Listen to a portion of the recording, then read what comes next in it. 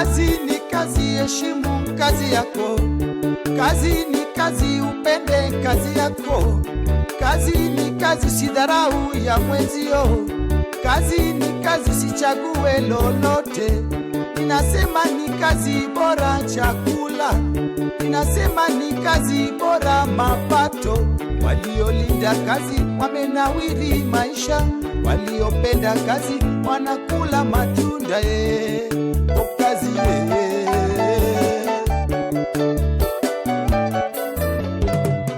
Jaramar Lolwe TV kamora mora maitia mwasimio imoreka geno ni Ngeso makawuono ni endi orio kodi maber an bende ruotho yao na piny wachakwa romo e chenro ni mar Ohala Gerruok odiochieng' makawuono kagi nyinga en an Millicent Adhiambo.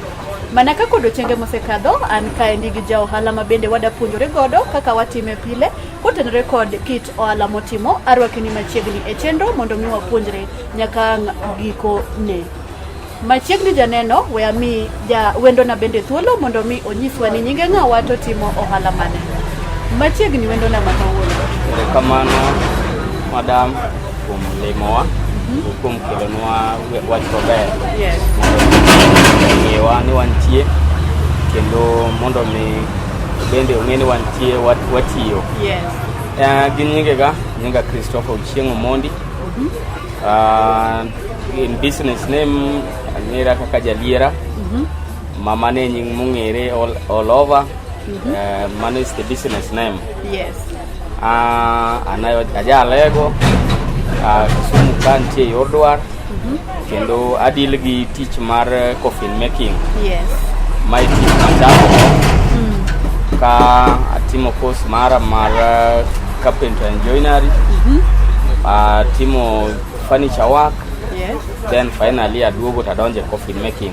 Yes. Forever set me matibo katanyaka samantie kwa. Ero kama na enya kori wacho kanyo ni karwandi ni luongo ni Jaliera. Yes. Benitiere gimomiyo ni yamwa ni iluonge ni Jaliera ma ukitiyo gi nyingi ma iya wachonwa kaendi. Gimomiyo ni yamwa batise ni Jaliera. Okay. Liera en gwengwa. Awacho ni motel na jalego boro. Gweng moro matin ni Liera. Yes. Koro nadwa ni mondo introduce Liera gwengwa mondo mi ongere. Koro emomiyo nakete as my business name. Yes. Yeah. Ero kama na enya koro wandi mar furniture kata loso coffins ni chake karang'o? Coffin making donje 99 ema a switch from the furniture work. Ka donje coffin making. Then tiyo gi lolwetv kamano 2002 I work my own workshop. Praseran from 2002 till now. Koro ang'o manojiwi mondo mi iweri gi timo tije furnitures mamoko mondo ichaka yanga Ohand loso sanduge mag jogo moseneno? Kaluwore gi tich mar furniture atime it had a lot of challenges. Yeah. Nikech ng'ato pimo kuomi gimoro to odwa chuli promptly. Ma kakoro finally utieko payment odwa mondo kaw the final product. To semoko kalore gi kaka no chuli. Yes. Okini manage loso gino yene. Koro furniture work you are working in. Yes. Koro atime tokuok e course mara dhie amedora e field. Kaito adhie tie workshop. Koro from there kaduogo Kisumu from Uganda. Kadonje field Kibuye tayudo ka furniture work jitime but the quality mane itime go ne okomora ahinya. Kaduogo coffin work tayudo ka teach ber kabisa kendo tiyore maler manomoro chunya mondo mi adonje coffin making kalore kod workmanship manayudo ka kani kanyo. Yes. Koro emomiyo na switch to coffin making. Kaito bende onge kod dondruok. Nikech ka ng'ato biro mi pesa to ung'e the exact day mowacho no kawe na emokawe. Onge wach moro ni kia pod delay moro no betie what koro onge kod dondruok mang'eny. Yes. Yeah. Ero kama na enya koro ingeni wan ga gi lek mopogore sama onyuolo e wang piny kae. Yes. In bende bedo ja ohala mar furnitures kata loso coffins. Emane lek ni kanidongo koso ne in gi lek mopogore. Lek na oknen loso coffin. But lek na ne en na bil fundi. Yeah. Keche koro kana bedo specific no if ufundi mane. Yeah. Nikeche tinsmith I was doing woodwork natimo gi other handworks. Yes. Koro toka timo class 8 mondo mi kaka dhi mbele notamore. Yes. Koro kaka dhi mbele otamore to opportunity owuok ne nitie kama idware youth motimo penj ma oko manage dhi odhi mbele. Koro nadhi kanyo to identify that woodwork. Koro na time ba yudo kabenda time maber. Yes. Koro miyo sani achiemo. Yes. Pero kamana ahinya. Koro wax jul mari odiochieng' chalo nade? It is unpredictable. Low record kaka Nyasaye wan watiyo through faith gima Nyasaye ukelo. Koro kinyal predict adhi wuog ang'o. Wan watiyo kuom yie ni gima Nyasaye otimo ang'o ukelo. Ka penjo wax jul mano nyisa kaka ipango tich odiochieng' sami donje sami wuok. Odiochieng' kaka adonjo kinyi mabai saa 1:30 mondo beno asea utich. Yes. Apango tich by saa 3 koro tich opik. Watiyo an gin stages mopogore. Yes. Nitie joma nie bench matimo framework. Then kure ka nitie jo finishing, jo cushioning. Koro gin stages mopogore. Koro kasepango ne ng'ato ka ng'ato tije. To an bende kama bit tich peke no kanye mabenda donje nikech hata ng'eyo gite. An kadhi bench, I'm working there. Kabire finishing konya atime kadhi cushioning atimo. Koro kama bit tich peke no kanye ma abenda donje mondo mi at least. Yes. Koro process mane ma ng'ato nyalo luwo mondo mi olos service maber. Maka ng'ato biro ng'iyo ni odwaro kawo to onge gi question moro amora. Ere kaka ng'ato nyalo loso service maber? Tich mondo mi ng'ato tim tich maber an no puonja.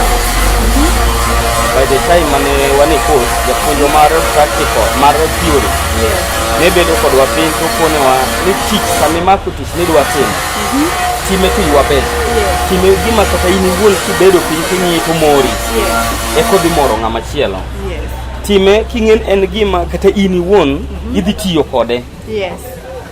Ilose ka gimi loso mari midhi timo ang'owa ma idhi tiyo go. Koro mane madhi vutia mondo mi los gi maber. To kitiyo ne loso ne ng'ato en biro loso makata mama kosa nitie mondo rectify o kudhi rectify nikech ilose ne ng'ato. To koro iloso gimoro ati ilose ne in iwuon. Makata kibet ba king'iye to mor ya. Mane gima choko to belo. Ero kamana koro kar jaliera panika style. Omiyo ji adi machiemo gi nyingi ohandi nyingi. Ji adi mindiko ma bende yudo yuto margi kokalo kuom jaliera panika. An gi ji madhi 10. Ya. To bench an gi ji 4. Cushioning an gi ji 2. Jako matimo tweng'o matwang'o lewni mirwako e iye en bende nitie koro man ng'at mar 7. Yes. Nitie sales person ma sani ni maternity leave. Yes. Ko ene maternity leave koro nitie gusani but bende en one of us. Kai koro ka nitie messenger so me oro madu sabe sabe dan ke ya. Aya then nitie branch wa beda so ya ma beno de ko yari yo. Ero kamana iya. Benitie repek mo kid koda ndiko do makonyo. Pek ndiko joma konyo gi pek nitie challenges. Yudo kaso to moko ng'ama ndiko ndiko in good faith mondo iti kode gene to in kode to go kode kwano machielo. Koro yudo ka so somehow challenging tiyo ku ng'ato moko kaka kidengi kino yudo ka material moko iko wayu moko walo moko video moko machalo gi mago. Koro mago bende challenges manitie. So ere kaka handle challenges mabila go kado kuom kawuok kuom joma indiko ma ikoyo yudo. Makosa koyudo ng'ato bedo kode piny kiwuoyo kode mondo mi change kaka gin that same mistake. koro iwuoyo kode ka en ng'at lokruok to lokore. Yes. To ka opasis kokalo koro ineno kaka i-handle. Yes.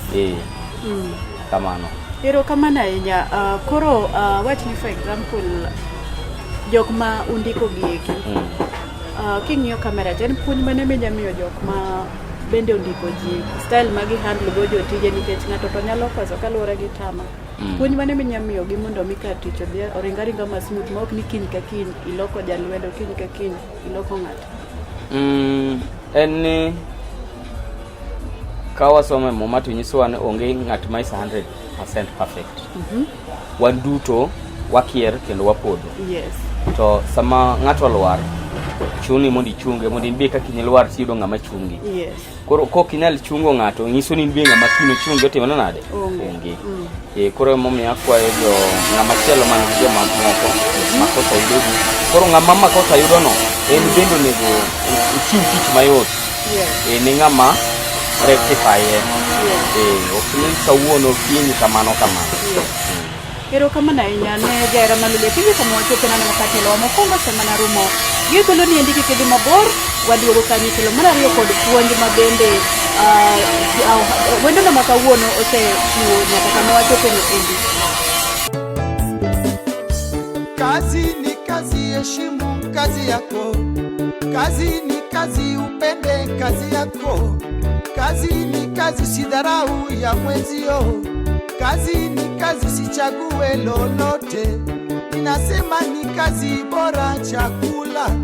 Ninasema ni kazi bora mapato. Waliolinda kazi wamenawiri maisha. Waliopenda kazi wanakula matunda kazi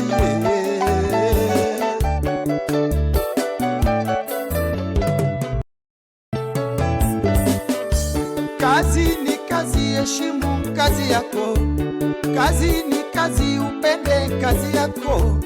Kazi ni kazi, sidharau ya mwenzio.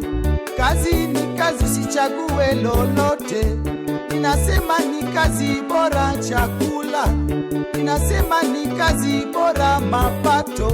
Waliolinda kazi wamenawiri maisha. Waliopenda kazi wanakula matunda kazi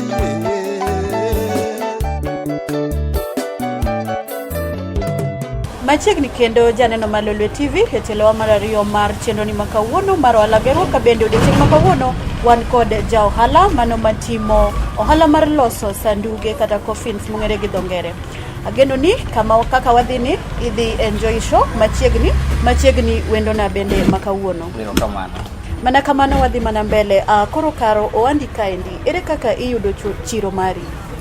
Chiro mara ayudo kalure gi tich kaka setiyo kinde masetiyo go gi customers maseloso.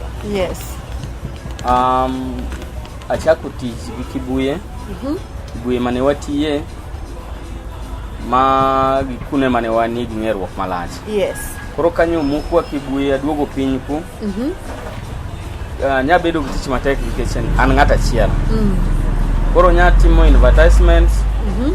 Lendo radio nam Lolwe, Sky FM, gi osiepe customers banaselo. Koro jigocho through phone.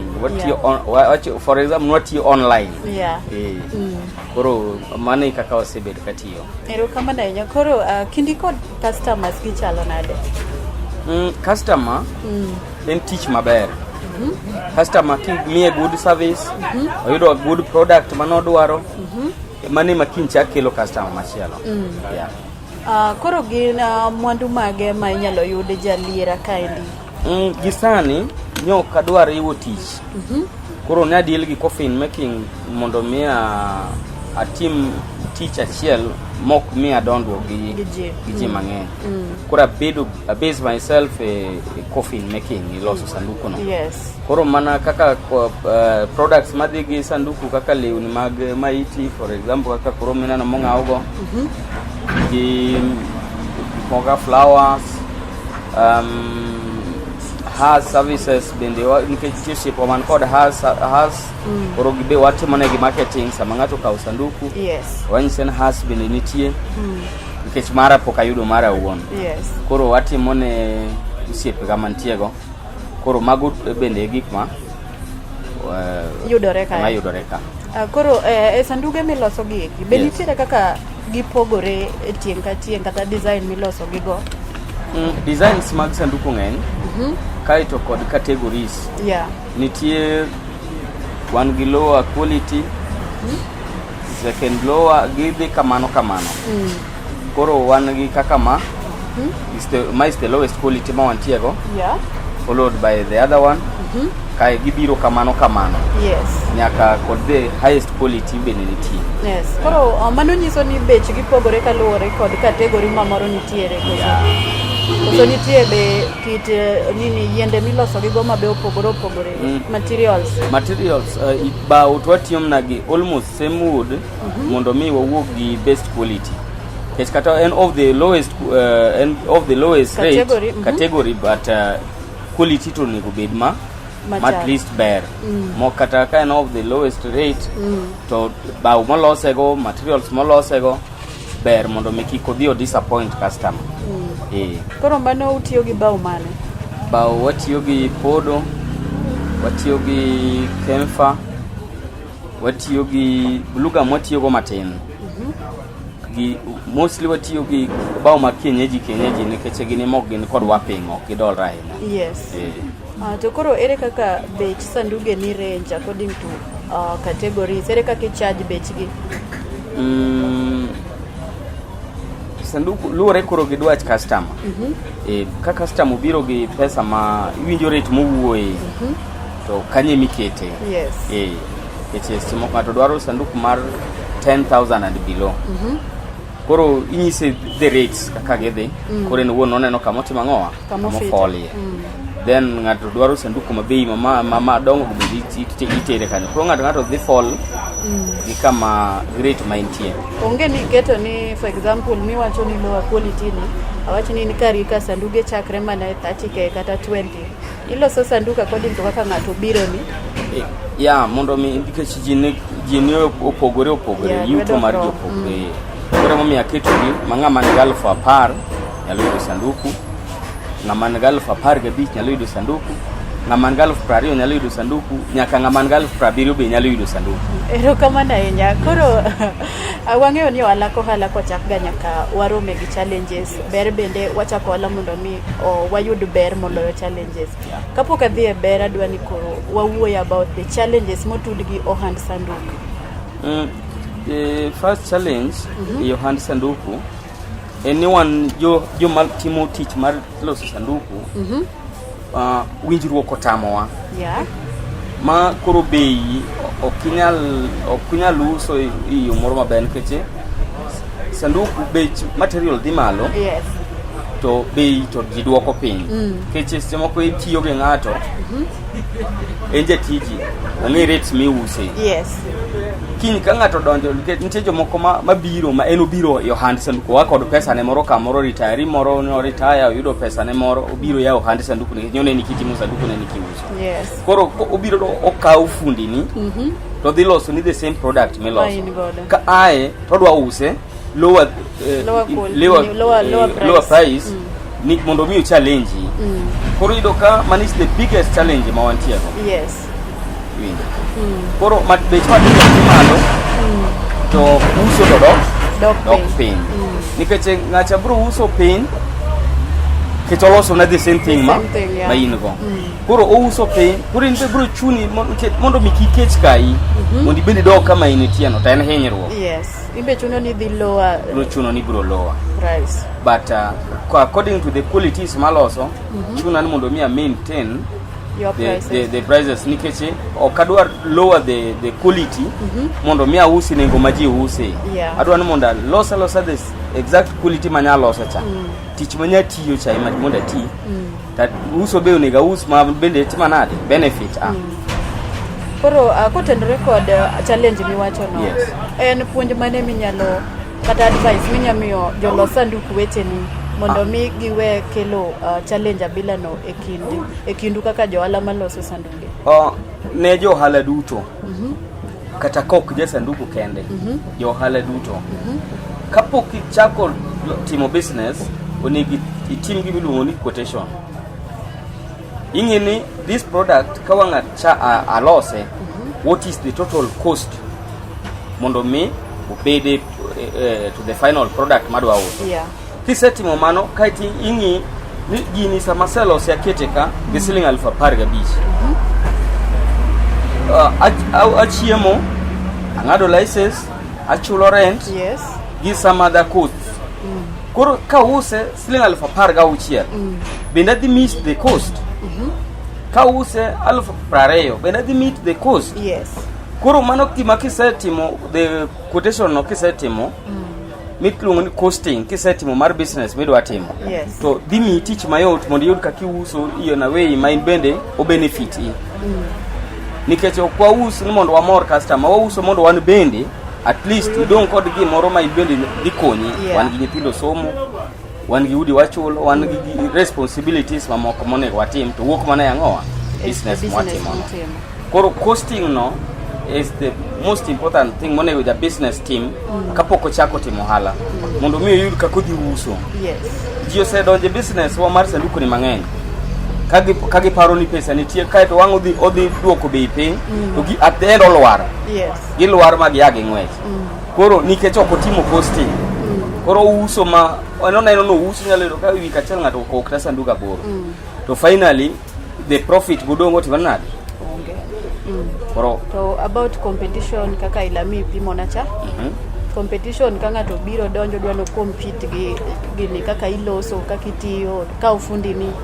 Advice mani minachiwe wi competition kaka your business compete among each other. Competition ber. Kendo competition no be business. Nikech business ko weni go ni time kamoro kendi okibinyalo okidhi nikech customers ko biro to dwaro varieties. Koro seche moko nitie ma in go to customer dwaro machielo. Ka jirandi nigo to yot. Mi tich mayot in bende business. You don't dwaro machal gi macha. Koro kunyalo mi the business to mi kata kodhi okawe ka jirani to in bende koro aspire in mondo bende lost this that same design mane customer dwaro mani onge kodo. Koro competition very business. Ero kama na nya wadhi mana nyime aneno ka sa bende dhi mapiyo piyo. Koro business niti benitiere challenge manosego iga mapeka inyama idwa kata loro nyaka ni chak time are 2002. Nitie. Nyalo lero no matin mapiyo piyo. Chopo time masiche moko iseloso products nitie. To seche moko sales odok piny. Semoko kata tuo moro donjo. Oyuayo pesa, koro chopo point moro makoro kinyal dhi mbele. Koro chuno ni nyaki you have to persevere, nyaki vumilia. In all nyaka wavumilia challenges mo in ka. Ok kinyal vumilia the challenges to kinyal timo business. Nikech gimoro ka step ka step migoyo that's a challenge. Koro en nyaki vumilia mondo mi kal kanyo. Ero kama na koro ber mage ma iseyudo kalo kuom Jalira Furnitures. Ber ma sayudo ng'eny. Inyalo yeko no mana mati. An engimana ko chakre tuo tu kokondika. Ani mandikuji. To family na asepidho gi business. Mai makindo go. Mai mapidho go family na. Mai ma gika duto matimo wuokie. Agoiro kamano ni Nyasaye nikech tija matimo ni osemia adak moka chola. Anyiewo lopa. Agero uta madaki. Dala binde the same lotina dia anyiewo lopa. Asegero dala kuno. Koro mana godi Nyasaye ro kamano gikma Jalira osemia. Kamana kalore gi kaka imbe isebedo ka indiscipline. Undisciplined. Ero kamana enya puonj mogik mijamiyo joneno kapok inyiso wani Jalira yudore kanye gi kanye ka ng'ato dwano limi mondo promote. Ero kamano puonj manyalo miyo especially vijana. ne kik ng'ato lose hope. Nena kamera. Tich mora ma ng'ato nyalo yude pesa. Yeah. Kihere gima duong' her kimitimo. Titime to your best. Yeah. Time gi chunyi duto to konyi. Yeah. Nitie jomoko miyudo ka ng'ato kata for example kaka tich kasi moko kelo na vijana mondo puonj tich. Yes. To vijana in kode kato pache paro machielo. En kato ng'iyo wadgi moro ma Nairobi ong'iyo kama wuon gi nitie ong'iyo machielo koro pache ok ni ka. Yeah. At the end okodhi wuok gi gimo winjo dino wuok go. Koro mondo mi ng'ato yud konyruok e gimotimo oketi chunyi. Yes. Tihero. Titime kako negitime. Yes. Vijana sani uluoro tich matek. To tich matek no ema kelo chiemo. Tich matek no ema miyo yudo gimoro e mesa. Tijwa maranda otek to bendo yot. Yot kihere to tek ka ok ihere. Koro mane gima nyalo nyiso yawa ni gima itimo time kihero.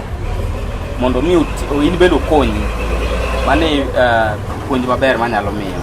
Okay, koro nyiswa ni jaliera yudore kanye ng'ato nyalo gombo manyi bang'e ka oseneni. Kamano. Gi namba ni mar simu kaka inyatudruok. Jaliera Coffins formerly ne an Kibuye. Aha. Ma ji nong'eyo ni an ne jaliera Coffins ni Kibuye. Yes. Ka Kibuye kalure kod lokruok mar town kaka dongruok biro nwa. Yes. Kisumu idwa no bed city. Ogole town mane nitie. Yes. No chunwa mondo wawuog Kibuye. Koro an mwalo yomo akondele madhi Nyamasaria. Kondele Nyamasaria bypass. Opposite Joyland Special School. Machiegni gi Gesoko Estate. Ka ema anitie kendo ema sani kura base atiye. Branch na machielo nitie Siaya. Siaya kichopo Siaya town before kiwuok gi Kisumu kapok idonjo Siaya town wan gi Bama Medical, Bama Hospital Siaya. I'm direct opposite. And direct opposite Bama kanyo kichopo ibro neno signboard mar Jaliera Coffins kanyo bende anitie. Mana another branch ma Jaliera. Yes, namba mar simu. Namba maga mag sim an gi nebni adek 0710 mano Safaricom 756 859 anuoyo 0710 756 859 Airtel 0736 973 086 anuoyo kendo 0736 973 086 Safaricom machielo 0727 677 963 0727 677 963 mago nimbriga maja hera maja liera kata jal makawone kwenye kujira kadi duaro services maga kadi bedun kod duaro mane kake yuda sai mundu. Ero kamana inya Christopher kuom puonj maber mabende imiyo joneno mag wako tenore kod ohala mari kaka isepuonjogi ni tich moro amora kata business kitimo mondo mi okonyi nyaka ihere kisehere tirite to be iketo Nyasaye mondo oterni mondo okonyi gima ni olo kabisa. Ero kamano ne janeno man nitiere Chenro kuom bedo kodwa nyaka nwachako nyaka sani waromo Ngeso manyien ka bende manetai ne an mana Millicent Adhiambo oritu masani. Kazi ni kazi, heshimu kazi yako. Kazi ni kazi, upende kazi yako. Kazi ni kazi, sidharau ya mwenzio.